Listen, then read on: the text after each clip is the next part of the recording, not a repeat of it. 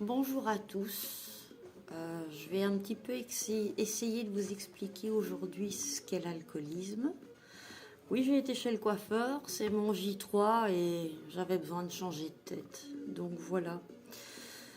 J'ai fait cette vidéo 4 fois hier et dans chacune d'elles, j'oubliais d'expliquer quelque chose. Donc là, j'ai fait un texte, donc je risque de temps en temps de regarder un petit peu.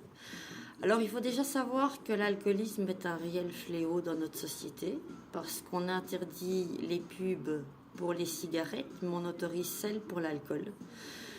Et comme je l'ai toujours dit à mon médecin, c'est moins dangereux de prendre le volant en ayant fumé un paquet de cigarettes qu'en ayant bu de la Gordonne, du vin, de la vodka ou autre chose. Je ne sais pas si vous entendez la musique qui passe derrière moi. Logiquement non, parce qu'elle n'est pas très très forte, mais j'ai besoin de cette musique pour tenir le coup. J'ai vu également pas mal de vidéos sur YouTube où ce sont essentiellement des experts, des addictologues qui parlent, mais j'ai pas vraiment trouvé une personne qui vous explique ce qu'est l'alcoolisme. Si vous avez dans votre entourage quelqu'un qui est dans le déni et qui est alcoolique, bien sûr, vous avez beau vous en être conscient, lui ne l'est peut-être pas. Et si vous lui reprochez de boire, la seule chose que ça risque de faire, c'est de le fermer et de se sentir encore plus coupable parce qu'il sait très bien que sur le moment, il est heureux de balancer ses saloperies, mais le lendemain, quand il se réveille, il se rend compte du mal qu'il a fait. Quand je buvais, je me réveillais le matin, tremblante. La première chose que je devais faire, c'était boire, et je vomissais parce que mon foie ne le supportait plus. Et puis un jour, j'ai eu un déclic que je vous explique dans ma première vidéo, qui date d'une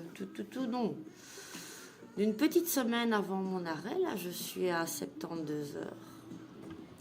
Alors, une fois que la personne a admise qu'elle avait un problème, en général, c'est seule qu'elle s'en rend compte. Là, il est possible de l'envoyer en cure de désintoxication. Moi, j'ai toujours préféré le faire en ambulatoire parce que j'ai fait 2 cures de désintoxication qui m'ont pas vraiment servi dans la mesure où j'étais protégée et confinée pendant 3 semaines et que je sortais de là et que je retrouvais tous mes démons antérieurs. L'avantage pour moi du sevrage en ambulatoire, c'est que je suis tout le temps confrontée à ces paquilles, à ces magasins près de moi et que c'est ma volonté qui fait que je ne bois pas. Même si c'est ma conception du sevrage, mais je recommande dans 99,9% des cas d'envoyer la personne en cure de désintoxication, qu'on soit bien d'accord. Je pense que tout alcoolique a un jour essayé d'arrêter seul, mais il se réveille le matin en tremblant, avec des nausées et des crises d'angoisse. Et là, vous avez le cerveau qui se met en route et qui lui dit à votre petit cerveau, allez, juste une bière, juste une bière, juste une bière, juste une bière pour que ça passe. Ça commence par une bière. Et quand on boit cette première bière, les angoisses, les tremblements et les vomissements passent. Mais une fois qu'on a bu la première bière ou autre chose, c'est foutu. Parce que comme on le dit chez les AA, un verre c'est trop, un tonneau c'est pas assez.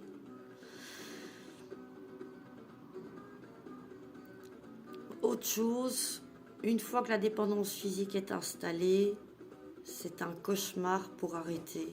Parce qu'il faut boire pour fonctionner, pour pouvoir faire les petites choses de la vie, limite qu'on doit encore faire. Je parle même pas de se laver parce que je me rappelle quand je buvais, mon hygiène n'avait aucune importance, mais il m'est arrivé de devoir boire le matin, je l'avoue et je le reconnais, maintenant c'est fini, de devoir boire pour aller conduire mon fils à l'école et pour pouvoir fonctionner. Et donc, il faut absolument, idéalement, un traitement à l'hôpital avec un suivi médical, bien sûr. Et le plus dur, c'est cette souffrance qu'on essaye d'oublier en buvant. Parce qu'une fois qu'elle revient, cette colère, une fois qu'elle revient, une fois que les émotions reviennent, il faut apprendre à vivre avec. Et c'est ça qui est difficile. Il faut apprendre aussi à gérer ses émotions, la colère, la frustration, l'énervement. Et tout ça, quand on est alcoolique, ça passe par là. On a l'impression que ça nous soulage, mais ce n'est que temporaire. Voilà, ma première vidéo. Il y a quelques cafouillages, je suis désolée, c'est assez récent les vidéos, j'en faisais jamais avant. Si vous avez des questions, n'hésitez pas à me les poser.